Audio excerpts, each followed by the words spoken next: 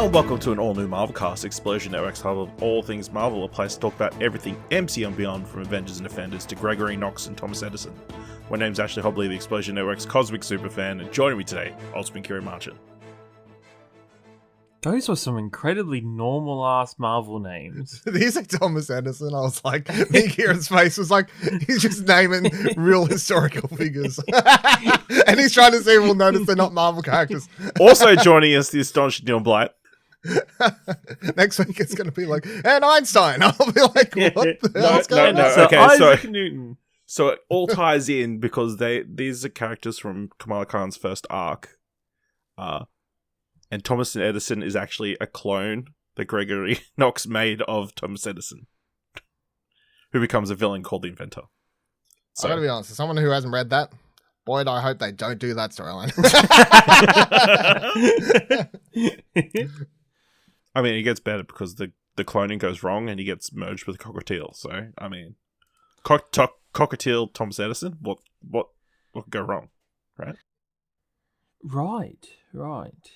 So we guys talk about Ms. Marvel, the latest TV series debuting on Disney Plus. We got the first episode. So let's just jump straight into it with episode 1, Generation Y, directed by Adil, Arbi, and Bilall Fallah, written by Bisha K. Kamala Khan attends Avengercon, only to discover that she herself might have superpowers. Ciaran, how much do you know about Ms. Marvel? I know probably, I guess, since the Avengers video games last year was kind of my first major introduction to her. I had seen bits and pieces of her in her, in her comic book form with her stretchy fists, and I haven't had like the greatest kind of interaction with her characters, or since she's a more newer iteration of the character. But yeah, this has been, this is another great introduction to this character so far. Yeah. All right. And Dylan, how much do you know about Kamala Khan? I've seen a picture. Super helpful. Yeah. I also played the. Well, I haven't played the game. I didn't play the game, so like, most people, I feel like they're gonna be like, yeah, like I played the Avengers game last year or whatever. I'm like, I didn't play that game. I watched the trailers. Like, I don't know anything about it. No, I don't know. Okay, that's cool. Yeah, I also played the video game, and that's where I feel like I got my biggest introduction. I know she's been in a couple of animated shows and that kind of stuff, but yeah. So this is the big first taste, so it's exciting going in, knowing very little. Ciaran, what did you think of the first episode of Ms. Marvel?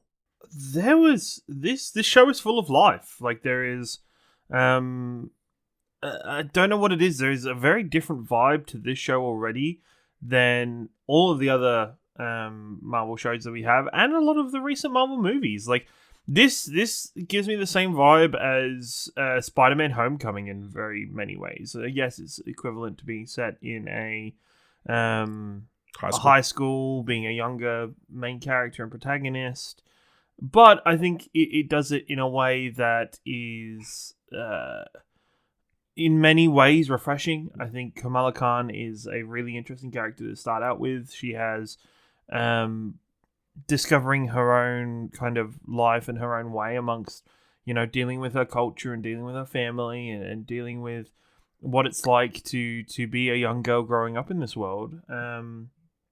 I think is a very interesting and very well done so far take for the first episode. I think the scene that kind of instantly, I guess, kind of tweaked me and pulled me in fully was Kamala and her friend walking down the street talking about different iterations of Captain Marvel and different ways they could alter their cosplay, and all the art and all the animations coming on the back of it, of the different streets and the buildings and how that was evolving around them, and then kind of going onto there and the aesthetic in general. It's a very colourful show. Even the colour palette is very vibrant in many ways, but down to using the neon lights and the background signs of the stars to show their text message conversation throughout it. I think there is a very interesting but very almost refreshing vibe and aesthetic to this show in general. Awesome. Dylan, what do you think? Very excited for Batgirl. This show. For context, Context: the directors of this episode are directing Batgirl. So, if this and my favorite run of Batgirl has a very similar vibe of this show. I have no idea if the Batgirl show will follow the same vibe. They could go for obviously a lot more dark. Oh, the movie, sorry. They could go for a lot more dark, serious tone. But I was watching this going, damn guys, I hope you bring this to Batgirl. Because these two, well, I can't remember the director's name, but they, like before this, I'd seen them they did the last Bad Boys movie, right? So I was coming into this going, all right, Bad Boys to Marvel, sure, let's see how that goes. Like, but I actually thought that last Bad Boys movie was really good. So anyway, I did by the time I reached this episode, I'm like, I'm a little bit more excited for the Batgirl movie now. Like that was my big time. But as a show, judging this, this is a lot of fun. I really enjoyed this. I think I went into this thinking it was going to, like, I wasn't excited for this at all. The trailers did sort of nothing for me. There was no, like, not to say that like, I hated the trailers or anything like that. No, I definitely aren't even on the side of, people getting upset about the power changes, which we can come back to and all that sort of stuff. But, like, I just, like, the trailers, I was like, it looks like a show, like, whatever. But, like, coming into this, I just think that, what's the lead actress's name? Iman Vellani. She brings like so much to that character. I think like brings it live. The whole family, everyone's just like so full of personality. I think it's like a very different Marvel show than we're used to. It is like sort of ticking that box of stuff that I'm asking more for, which is just make shows in the Marvel universe that just feel like that they're of a genre. Like this just feels like a teen. Like this just feels like a teen show. And then she gets superpowers at the end. So now my problem's going to be, because I love this first episode.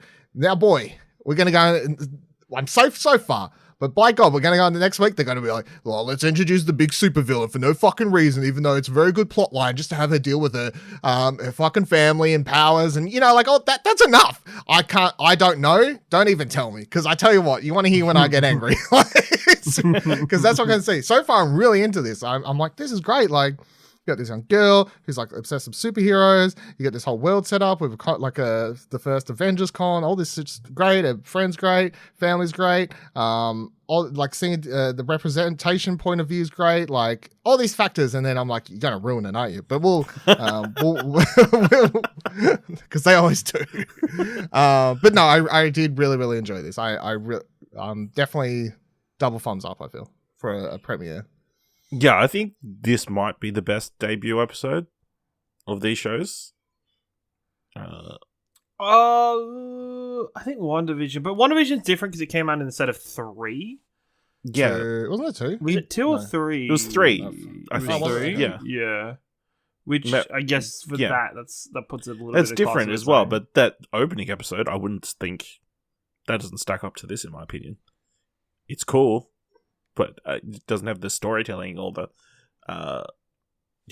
character of this. I feel like the first thing we need to do is thank Serafin and Krista Hussar, who are working as the casting directors on this, because they nailed it with Iman. Like, Jesus. I watched just. I don't know if you watched it. At the end, it popped up. At the end, it popped up the 5-minute video thing, and I watched that. And she talks about how she was like a super fan of this character, and even has a picture of her cosplaying as Miss Marvel, like when she was a teenager and stuff like that. And she tells a story about how she cosplayed as Miss Marvel, went to school, and everyone was like, "Oh, who are you supposed to be, the Flash?" And she was like, "Oh, fuck this shit." And she talks about like loving the character because, like, from a representation point of view, like Muslim character and all this, like all that sort of stuff, like. And then she's cast. So at one point, she really does feel like she is that character. Like it feels like perfect casting. Yeah, they definitely struck gold. I think Taika says when he casts kids in his projects, he like looks to find the exact same person as the character, and then you get them to read lines, and that's pretty much what it seems like they've done. Yeah, they've 100% hit gold with her, I think. Yeah, she must be protected at all costs. Get off social media straight away. I don't know if this sounds really bad. I'll just say it while I'm thinking of it. So she's very similar. They do mention that in the video too, how Feige says about like her being similar to Peter Parker, like young character, superpowers, like juggling life, all this sort of stuff, which is totally true. But as someone who's sort of become sick of Spider-Man, I feel I'm fucking all aboard. Yeah. I like it, change it, like seeing this is, different change of perspective and character and stuff. I'm like, yep, sure, I let's think- go. Though it's the same as Peter Parker, it's very different. Like she's dealing with a whole. Oh, it is different- very different. She It's has just parents. it's like a Well, high. yeah, He's just going from like the his parents. fucking hell. And the whole cultural side of it for her, like Yeah, they're very different characters. I think he just means from a teenage Yes. character. On like in the MCU. macro, like top level. Yeah, It's yeah, like, yeah. they're the same. Yeah. I enjoyed like all the fantasy elements, like an animation and all that kind of stuff. It kind of felt the one that's coming to mind right now is like kind of like Scrubs, I guess, but like a modern way of telling Scrubs where the fantasies are like integrated in the actual show rather than being a kind of separate thing.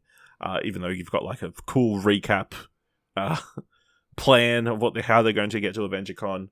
I love the family dynamic so far. So I mean, it's very stereotypical, I feel like, of immigrant families, but you know, it's accurate, unfortunately. For a lot of. I was massively gutted on behalf of her parents when like she says no to going with her father while he's dressed up as the Hulk, and they were so excited, and I was like, oh, like I get it. It's like the kid's such a perspective, moment it's of like I'm- trying to connect, and then it's like they're trying so hard, and like maybe it's like a but they younger don't person, understand. like, man, Yeah, it's like can't be my style, mum and dad. I want to be a cool kid and go as Captain Marvel. But as I guess as come you on, get older, she could you're not like, have gone to that convention as Mini Hulk. She could have. She could have rocked it. I think She could have. I mean, she could have. I mean, she could have just gone in normal clothes, which she did Yeah, I for know. most of her. Which she ended up doing for most of it. But yeah, that's really great. I mean, we only got a glimpse of like the high school stuff, but I guess It's a very progressive high school. Not gonna like it. Just I don't know. It was nice to see a high school that just wasn't the stereotypical American high school. Like it did seem to. it's not all white people, is what you're saying. 100%. With the occasional, there we go. occasional black person. There Past, we yeah. go. Side note, a quick something I've been like, I was thinking of this after watching Stranger Things with the latest scene recently, is these days a lot of like if you see stuff set during schools, there's a lot less stereotypical the bully sort of stuff and all that because they try and like because I don't know how much of that. Yeah, well, I feel like the bullies or the bad guys in high school movies are a lot different than they used to be. But watching Stranger Things, because it's meant to be a throwback, it's always sort of funny that they do just have the stereotypical, like, just straight up. The bullies are sort of like, they will fucking kill you. You know what I mean? Like, I mean, we got, you know, there's a girl who's apparently throwing dodgeballs at Kamala constantly in the face. But yeah, I enjoyed all that elements. I mean, I love the opening of this where it's her recap of Ms. Marvel, of Captain Marvel in Endgame. Done with like cool stop motion kind of like drawings. like a line. What'd she say? Something like, Thanos wanted to do something with the stones or something. Like, I don't know. Like she says something like, It's so It casual. was yeah. interesting that she was getting all of her information from Ant-Man's podcast or a podcast. Yeah, Scott Lang's appearing on a lot of podcast appearances. Apparently, he's just guesting on podcasts left, right, and center. Is just he's just turning into Was Buddy it? Watson. I can't remember what the name of the title of the podcast was. It was like Little Big Me or something along those lines. Like, it was something along those lines. Yeah. I do appreciate her company being called Sloth Baby. That's cool. The video, her second video was Ant-Man and the Wasp romantic vacation in Paris. And her next planned video was something about how Thor's secretly a gamer. Yes. Yeah. But then she also had a thumbnail that reads, "Bitten by a radioactive feminist." So I really enjoy it. I can appreciate, this young girl like making content that put it on the internet about Marvel, Rings true here at MC. A whole new Marvel cast. It is. The funny thing is though, so like it gets like sort of very meta because I don't know, like it would be more, I would actually think it would be really cool if they had done it slightly where Captain Marvel was sort of like hated on a bit more, like one of the least popular Avengers, and like played into the real world thing. Because the memes, because obviously Captain Marvel is like everyone hates Brie Larson and everything, and there's a little bit of hate. I mean, she's spinning a little bit. Like everybody's like, where the hell did she go? Why isn't she around anymore? But like seeing her at the start of the movie, just like fangirling over here is like just straight away gonna piss a lot of people off. And I don't care, because if you're getting pissed off by that, I'm like, fuck you, basically. But like, I just find it quite funny in a world where people like hate a lot of there's like that huge outrage and people downvoting that movie, and I don't know, for whatever reason, even though it's like just a perfectly fine 7 out of 10 or whatever the fuck, people have all these problems. But it's funny, the show opens like, I'm the biggest fan, like she's the best, she fucking, and like the way she points out that everyone was fucked without her coming in the same day. Which people are gonna hate. Yeah, absolutely. But it's true. They're all screwed without it. It's true. How do we feel about her? Well, how do we feel about her origin story? She finds her grandmother, sends them a package from Pakistan. It's got a mystical bracelet in it, and she wears it. How does she get her powers in the comic books? She's an Inhuman. When the Terrigen Mist goes off, she gets turned into an Inhuman, and she's able to. It's like a mutant stretch. Thing. Yeah. Okay. Well, this is kind of cooler, I think, because then it. Like, I think this eliminates having to do the Inhuman storyline. This makes sure that we don't have to make Agents of S.H.I.E.L.D. canon. I mean, not in this universe. Well, I was also thinking it's just I was also thinking it's just wait. Cool, we're going to get Black Bolt in this universe eventually. No, it ties her powers into her sort of family history, I guess, or you know what I mean. Like instead of just being a random it makes it a little unspecial, I guess. It was like anybody can wear the bracelet, Maybe not. How do you know? Well, that was the thing, right? It was very much a case of it felt like she had superpowers, so I think it was a little bit ambiguous about did she have the superpowers, or was it just the bracelet, or was the bracelet enabling something inside of her? I guess we'll find out over the course of the season. It could be, it could be all of the above. Let's find. I'm assuming we're going to find out, but I do think like if the grandmother sent them, presumably the grandmother knows what's up. Yeah, Although she's treated like she's just sending junk, Yeah, her mum's like, oh, she won't fucking just. I want her to hurry up and die while she keeps sending us the stuff. Wow, Kieran's face when you said that. That's like the worst reaction so far. It's the worst thing we've said so far. That's not what she said, but it just made me laugh. No. Yeah, I think it's interesting. I mean, it's cool how they utilize her powers, I guess. Like, the first big effect is her giant hand going out, like, mimicking the beginning thing. But yeah, it was a cool effect. I think, like, that shot of her, like, going through to that other universe or whatever, I don't know what it was, but, like, of her, like, taking it all in, I guess. That was well shot. You know what it reminded me of? It reminded me of Black Panther, like getting the Black Panther juice and having to travel to the ancestral plane or some shit. Except she faster. traveled to, different, but like it seemed like she traveled to some other plane of with either Kree or like aliens of some sort. We don't know. I guess we'll find out. Like putting kids out there. But yeah, her Captain Marvel suit was on point. I'll give her points for that. Very cool. Although, what a bad friend leaving those gloves in the bathroom. All right. They were friend went cool to all gloves. this effort to making these phaser gloves or whatever. The most random connection I had after watching this is before watching this episode, or actually I watched Obi-Wan before this, but before Obi-Wan and watching this, I watched on Corridor Crew, they had a video of Adam Savage on there going over like props and stuff like that. Yeah, I watched a couple days ago, and I watched that like half an hour before this, and then watching this, and my dude in the show is like, look at these cool things I'm going. I'm like, I mean, Adam Savage. My brain's like, I wonder if Adam Savage would appreciate those. They look pretty cool. Like,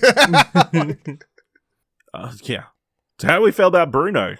I mean, I don't know if he's called Bruno in the comics, but I mean, if If he wasn't, they should have renamed him. It's nice to have. I don't know. It's. I am eternally affectionate for the guy in the chair or tech guy or. I think not only is it interesting, it already alluded at him looking at kind of his future and showing. I think he was looking at like a cam tech website, like it was like some kind of some sort of tech school or whatever. Tech school. So I think that's alluding to him possibly looking at moving away and how that affects Kamala. But no, I really liked his character. I think he was very easy, go to the flow. I liked that they both suggested that there's some kind of romance there, but at the same time wasn't overboard. It wasn't anything too insane. Like it was just normal teenage best friends are like questioning if it's more than just best friends. 100%. Yeah, I really liked him. I think it was a good addition, good person to bounce off Kamala's craziness, I guess, a little bit. Like bring her back down to earth a little bit, but willing to go along with her crazy plans. They have good fun. Cool. I will say, if there was an Avengercon, that is not what I would imagine Avengercon would be. Avengercon was like a bad high school dance. Like it was like it had the same kind of very. There's similar no way aesthetic. that someone like for a big like expo company would not have trademarked Avengercon as soon as humanly possible. And like it's in New York City or LA or some big convention hall, not some random building in some random building in New Jersey at 7 o'clock at night. And it's a party. Why is it a con? It's not even a convention. It's like, I mean, it's a disco. It's an old school disco. There was stands. I like how she tries to explain it to her mum, and her mum's like, it's a party and stuff. It just made me think, for some reason in the MCU, there's like not Comic-Con or like anything. It was like, hey mum, like Comic-Con or PAX or that big event they had for like Star Wars, like something very it's like that but for the Avengers. It's like she's having to fully explain what a convention is. I'm like, just pull something out. Surely the mum would understand. Yeah. Or there's like, how they've got those travel expos that they hold at centers? It's like that, except Avengers. The wedding conventions. Babies. Yeah. Or maybe they don't have any of those things in there. They don't have, this is the first convention of any sort in the world. It's crazy they decided to call it Avengercon because no conventions exist. Yeah, it's true. They came up with the word even. Absolutely. All right. Anything else you feel like we need to discuss from the main part of the episode? Of course, we got a small teaser at the end of what potentially could be coming this season. I like the music. Music was good. Music was cool.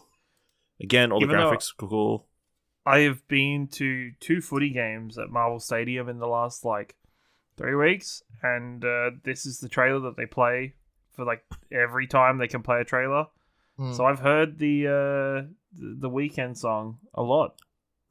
Just the. I mean, that song's pretty popular anyway, but I thought that was a good song. I enjoyed that. Being radio, jeez. But it's a popular song. it's. Yeah, I know. It's just very. I liked it. Opening the show. I thought it was a good song. The show. It was good. And then the obviously got much like Moon Knight. It's got a very Oh, don't compare it to Moon Knight. We're gonna shit. But no, a Southeast Asian influence. You know what I mean? Mm-hmm. Musically, there's a percussion thing to the music. I feel percussion heavy. Yep.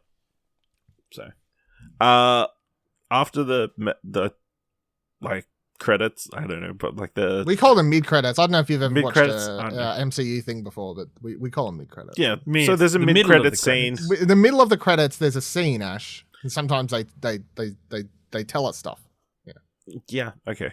After the above the line credits, I guess. Get technical.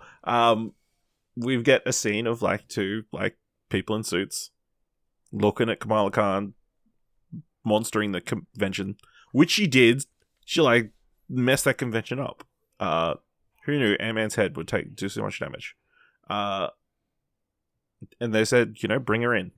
Actually, minor point, that girl getting smacked by Thor's hammer was fucking hilarious. hilarious. It It actually was. Because It at was first I was hilarious. like, Was it Zoe? I couldn't tell. I thought that's what I was like, is that Zoe? I don't know. I think maybe it is so they can do like a... I don't know who that other girl was in the really cool But she saved me. Captain Marvel costume. She saved me. Blah, Miss- blah, blah. Miss Parents, But at the same time, right, the first shot when she got hit, I thought she just got like yeeted off into the distance, and then it does a frame, Fall and then it Guys, cuts yeah. back to her swinging back the opposite way. I was like, oh, that's not as fun. But there was a moment there I was like, did she just get fucking hit by that hammer? Nobody saved her? I'm glad you brought this up because it was quite funny. Nobody saved her. She just got okay. Oh no, she's fine. All right. Yeah, of Damn. course. She had to be fine. But yes, we get like two shady suit wearing This people. can I just say this scene was terrible. Like this scene was not terrible. It was just unneeded. I don't know. Yeah, I mean, you could have just opened the next episode with it or something. I don't know.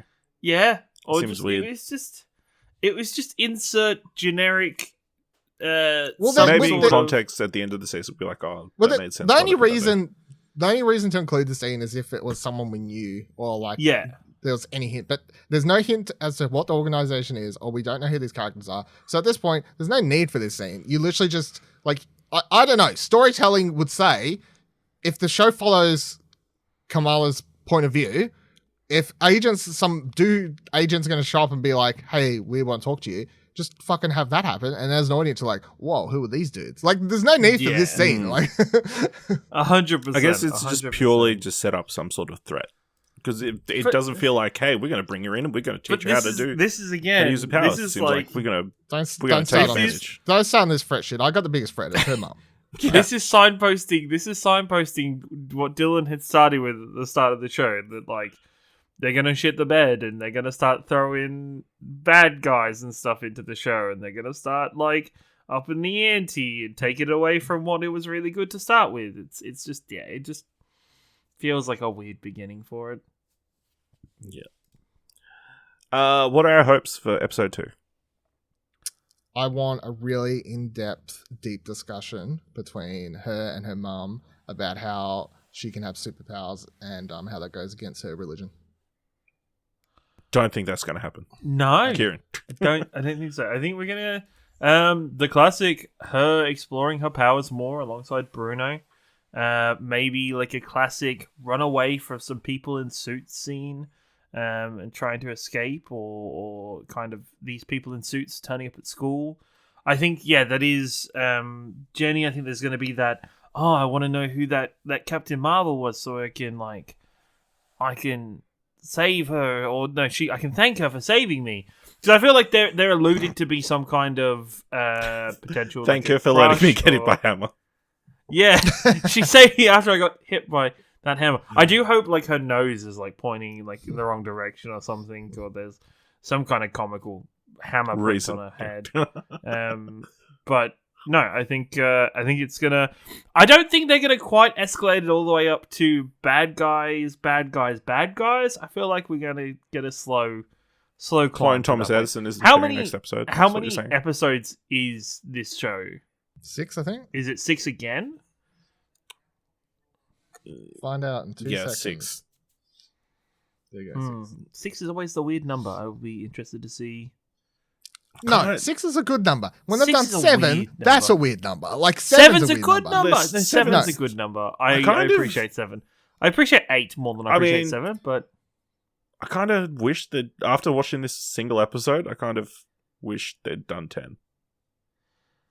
And it's just I more I fun just feel school like drama. there's this weird. We keep having this weird moment with these shows where we get to episode 3, they finish episode 3, and we're like, You're how like, the fuck damn, did they there's like? 3 episodes left. How are we going to do everything? Yeah, exactly. And then we it's get like- what happened, And then we get with Moon to Knight. episode 4, and we're like, oh my god, there's 2 episodes left. How are they going to follow solve everything? Yeah, and then then, we get to by episode 5. And then it gets to episode Alternatively- 6, and you're like, they're not going to solve all of this. They're not gonna answer all Alternatively, these. Season Moon 2. Knight was only 6. Moon Knight was only 6 episodes, and when we got to episode 3, I was like, "Oh, thank God, there is only 3 more episodes of this show to watch." But that isn't the case here so No, far. so far. All right. Let us know what you thought of the first episode of Ms. Marvel What do you hope to see in episode 2? Let us know by going to explosion.com/Twitter and letting us know there, or you can jump to our Discord at explosion.com/Discord. If you want to help us out here at All New Marvelcast, leave us a review on Apple Podcasts or on Podchaser. Leave us 5 stars. Anywhere you can leave 5 stars. And just tell people about the #1 Australian-made MCU podcast. And if you like this episode, thought it was worth $1, head on over to our Ko-fi page at explosion.com/support. Alright, so make sure you watch the next episode of Ms. Marvel and join us next time for another All New Marvelcast.